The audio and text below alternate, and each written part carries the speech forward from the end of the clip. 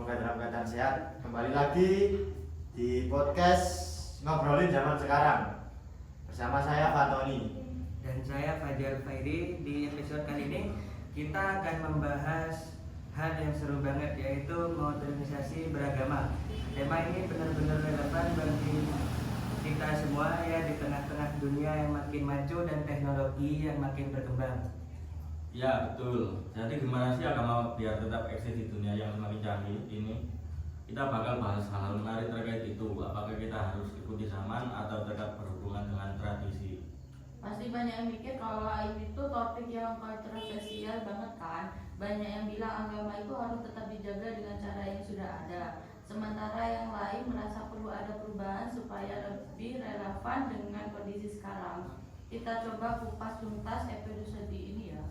Betul, Vita. Oke, biar kita lebih jelas, mari kita mulai dengan pertanyaan dasar.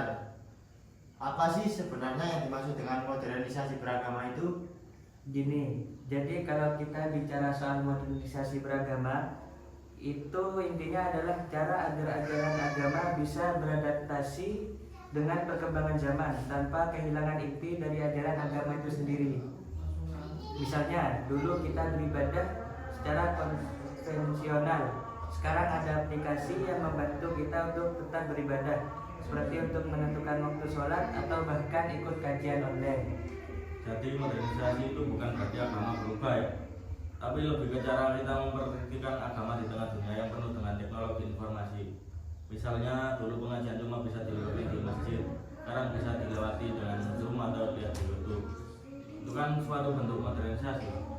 Betul bintang, tapi ada yang berpikir kalau modernisasi terlalu berlebihan itu bisa mengganggu kekuatan dan dari ajaran agama yang sebenarnya. Misalnya kalau dari orang yang nggak pernah datang ke masjid atau nggak pernah ikut pengajian langsung, bisa aja mereka jadi kurang dapat atau pemahaman agama yang lebih mendalam. Nah, itu dia, benar. Jadi meskipun teknologi bisa memberikan kemudahan, kita juga harus berhati-hati. Benar nggak, Mas Fajar? Iya benar. Teknologi itu memberikan banyak kemudahan dan banyak hal positif yang bisa kita ambil di sana. Tapi kalau nggak hati-hati ya bisa juga sih malah kehilangan esensi agama yang sebenarnya. Misalkan orang jadi cuma ngikutin dakwah dari orang yang nggak jelas latar belakangnya, atau malah nyebarin konten yang nggak sesuai dengan ajaran agama. Iya, itu juga jadi tantangan kita. Jadi gimana supaya kita bisa pakai teknologi dengan bijak dan tetap menjaga kualitas pemahaman agama yang benar.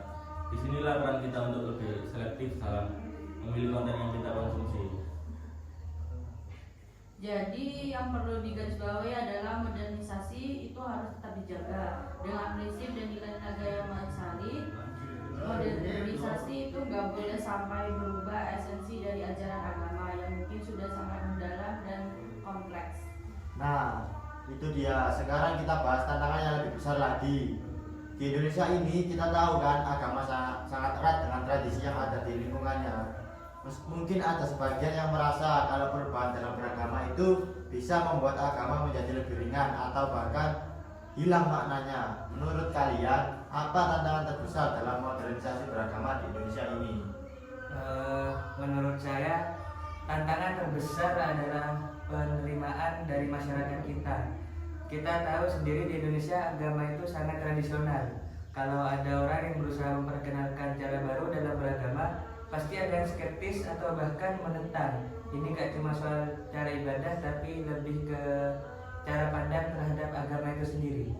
Ya, terutama kalau berbicara soal generasi yang lebih tua, mereka biasanya lebih kental dengan tradisi dan cara lama yang beragama. Mereka cenderung merasa kalau perubahan itu bisa merusak kemurnian agama. Itu tantangan besar yang harus kita hadapi. Di sisi lain ada juga yang merasa kalau agama nggak berkembang dan nggak ikut di zaman, maka agama bisa ketinggalan. Misalnya saat kita banyak lihat fenomena online learning, dakwah lewat media sosial dan sebagainya.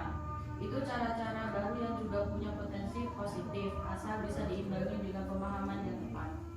Jadi menurut kalian bertiga, apa sih solusi yang bisa kita tawarkan? Apa yang bisa dilakukan supaya kita bisa menjaga keseimbangan antara tradisi dan modernisasi dalam beragama?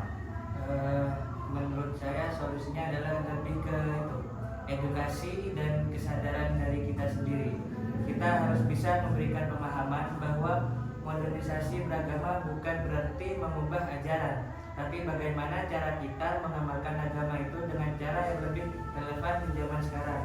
Kita juga harus tetap menjaga agar pengajaran agama yang ada tetap sesuai dengan prinsip-prinsip yang benar. Jadi yang penting kita harus memilih yang memang bermanfaat dan relevan untuk zaman sekarang. Tapi berpegang pada dasar ajaran agama yang sudah ada, kita nggak bisa cuma ikut-ikutan tren atau cuma ikut teknologi apa melihat substansi yang ada. Bener banget, teknologi itu bisa jadi alat yang powerful, tapi harus tetap dipakai dengan bijak. Misalnya kita bisa pakai media sosial untuk menyebarkan dakwah, tapi dengan cara yang baik, dengan materi yang benar, dan jangan sampai cuma jadi ajang untuk cari sensasi doang. Jadi gini kesimpulannya, kayaknya kita sepakat ya, kalau modernisasi beragama itu penting, asal tetap menjaga nilai-nilai dasar beragama itu sendiri. Teknologi bisa membantu kita lebih mudah belajar dan mengamalkan agama, tetapi kita tetap harus kritis dan bijak dalam menggunakannya. Betul, dan jangan lupa juga untuk terus membangun komunikasi yang baik agar para ulama atau orang-orang yang lebih berkompeten di bidang agama seperti ustadz, kiai, agar kita gak kehilangan arah kan. Ya banget. Jadi modernisasi beragama itu bukan soal menghilangkan tradisi, tapi bagaimana cara kita agar agama tetap relevan di dunia yang serba digital ini. Kita bisa mengadaptasi teknologi, tetapi tetap menjaga esensinya. Setuju, semoga obrolan kita kali ini bisa memberi sedikit pencerahan tentang gimana caranya beragama di zaman modern tapi kehilangan akar-akar pentingnya. Oke, segitu saja teman-teman. Semoga podcast kali ini bermanfaat buat kalian semua, dan jangan lupa ya untuk follow, subscribe, and share supaya podcast kita makin banyak yang ikut berdiskusi soal-soal topik-topik penting kayak gini ya. Sampai jumpa. Sampai jumpa di episode berikutnya ya. Terus berpikir kritis dan terus belajar. Jangan takut untuk berubah, tapi tetap jaga tradisi. Sampai ketemu lagi ya, dadah. Dadah, assalamualaikum, bye.